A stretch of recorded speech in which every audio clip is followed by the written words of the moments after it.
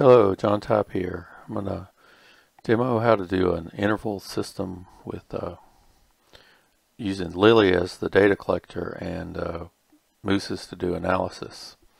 So for this I'm going to use Maureen Conroy's best-in-class code. The first step is to get the code file made, and we'll go over that in a minute when we look at mooses, but I want to do the collection part first. So I'm going to start up Lily.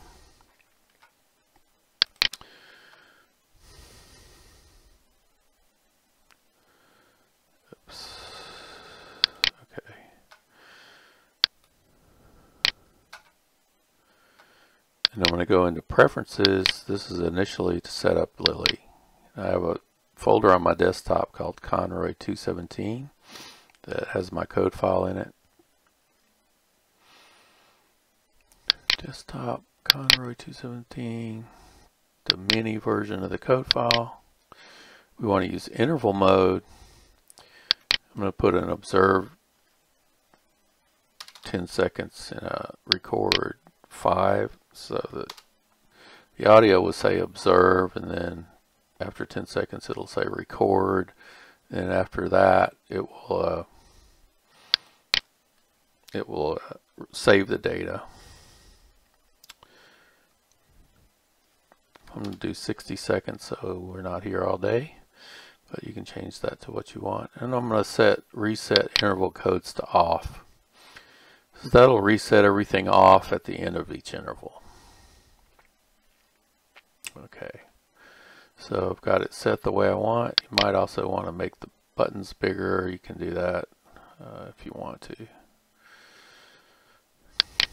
I'll close this, then they show up. There they are. And then you look down here for what you're supposed to do next. Open a new file. New file. I'm going to call it demo observation. I made one a minute ago, but I'm going to overwrite it. Save that. You want to replace it?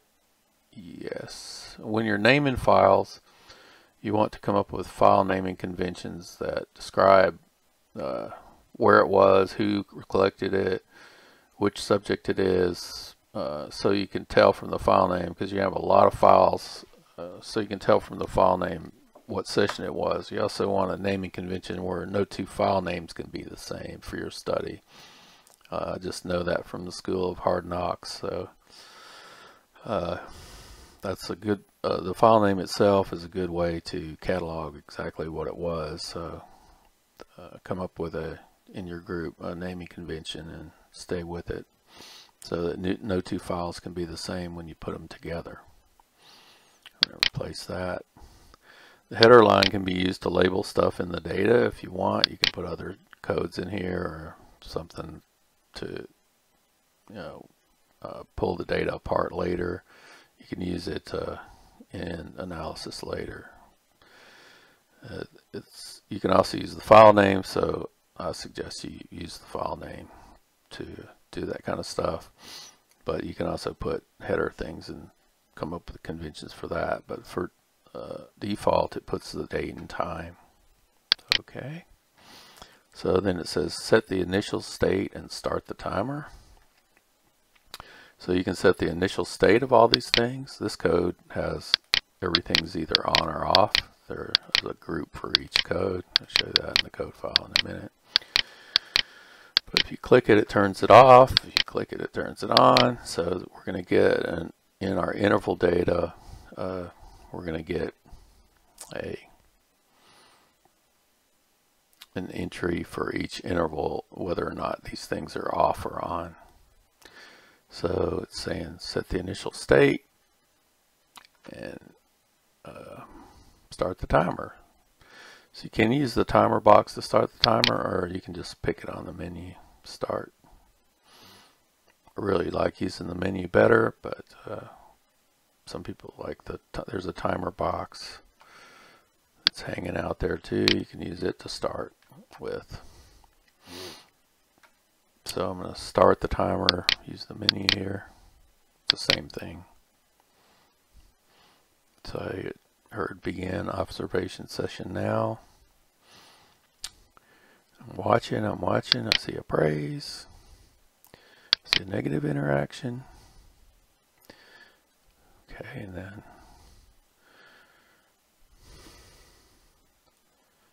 I'm observing. I see an instructive. I see a recommend.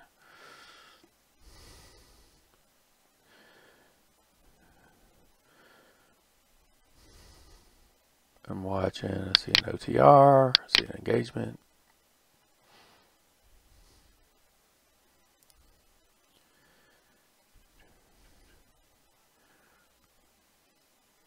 I see a praise.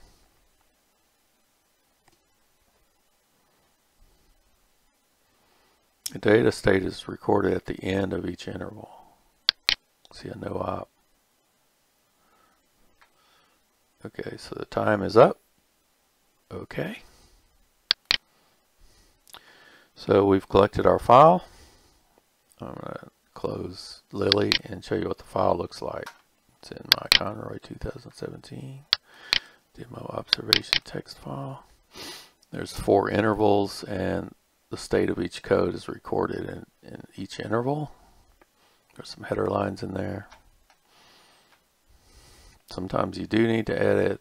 If you put a fix in there, then you'll have to take that out and make the data look like this again. There's a fix button you can do it, or you can just keep notes. It's pretty easy to do intervals, so you probably won't run into a lot of fixes if you make mistakes. You just, go on with your life.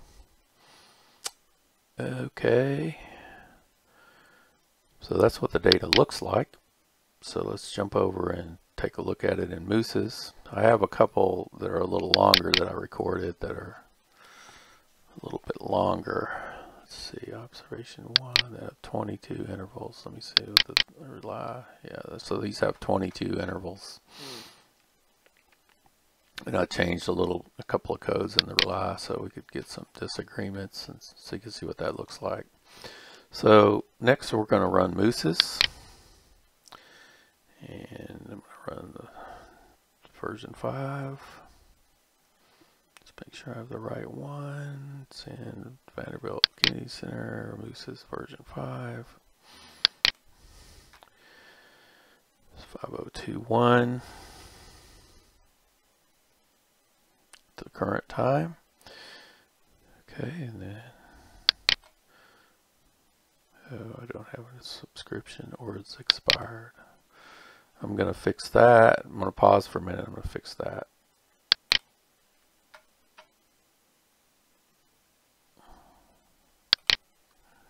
Okay, so I fixed my subscription issue.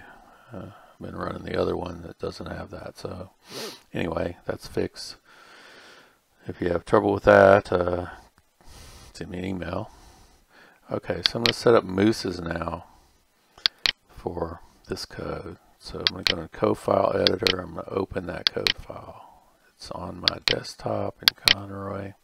It's the best in class code file. You can see the code for rules or no rules is in there, 1 and 10. And then these are the collector labels for, and the sampling is interval toggles for all these. So we have a different group for each one. In the groups, we have them all set to count, and the groups described for all 11 groups, which is really 11 buttons in this code. We don't have any group nesting, so we're not doing any recoding. So if you wanted to change where things are on the screen, you can change these numbers over here, and this is what it says on the screen. And if you want to change that, then you do file, save mini moose lily code file, and then that'll make a new copy of your lily code file if you want to make changes to where they show up on the screen. There's 5 rows of 20 columns. I believe that's right. 10 columns. No, 20 rows of 10 columns of 20 rows. Row and column. You can space things out on the screen if you want, if you change those numbers. So my code file's loaded. Every thing I want to check is to set this to Lily Moose's fixed interval files. We're going to use the Lily format. Save the preferences. And then I have the Conroy folder back here where my data is. I'm going to drag in the first observation and the rely version that I made. So there they are. I'm going to make an output file. So I'm going to create an output file. Let's call it test output.txt. Output. Okay, so we've got our output file made. If you wanted to skip to pooled, you could. If you don't want to see pooled, you can check that. We don't really need pooled here. And then if I run a test read, and it gives me a timestamp and the test read for each. Okay, so if I want to see the frequencies and durations of intervals, intervals is really just frequencies and percent of intervals. I'm going to run that analysis real quick, so just to show you how that works. If we look at the preferences on that, we're not doing anything nested, so no nested counts, and that's all there is to that. I'm going to run that, and you'll notice that it's adding output at the end of the test reads. So it tells you how many intervals, rules was on, and no rules was on. Engagement, no engagement. That's for the first file. This is for the second file. Okay, and you can put those into comma separated file into Excel and do other stuff with them. But that's for another tape. Okay, and then we're going to do inter-observer agreement real quick. So I'm going to pick inter-observer agreement and look at the preferences on that. We want these to be exhaustive. We're setting right before.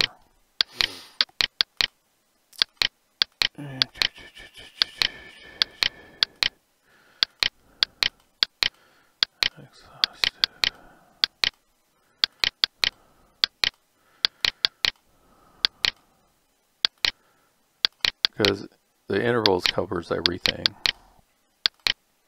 Could be a bug I need to fix. The general rule that it uses is it's not exhaustive if it's count, but in this that's not applicable in here. So anyway, we want to set these to exhaustive for this interval code.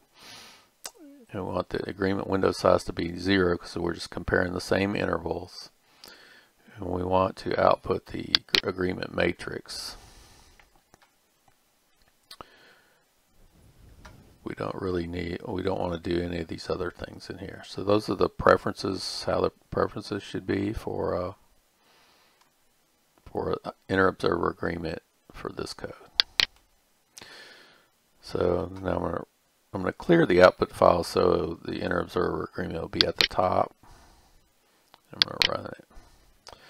Okay, so it does it for each group. Rules, it shows that we agreed the whole time because I copied the file and didn't change anything in the rules. And BSP, we agreed the whole time. Perfect kappa, perfect ratio. Down here it gets a little more interesting where I changed a couple things.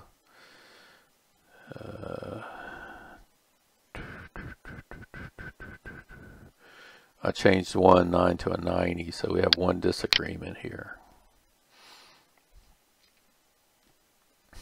Where the first file said 9, the second file said 90. No, the first file said 90, the second file said 9, sorry. The first file's the rows. And this is all of our groups. I did a similar thing here with the 13. And I did a similar thing here with the 15. So it shows all of our 11 groups.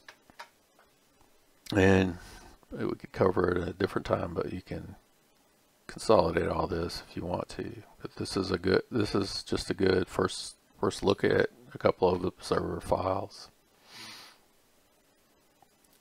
Okay, so that's the Inter-Observer Agreement report. There's other stuff to cover about getting your data together and analyzing it in groups and so on, but we're not going to go into that on this video. This should get you started. So as always, contact me with questions, and that's the end of this demo.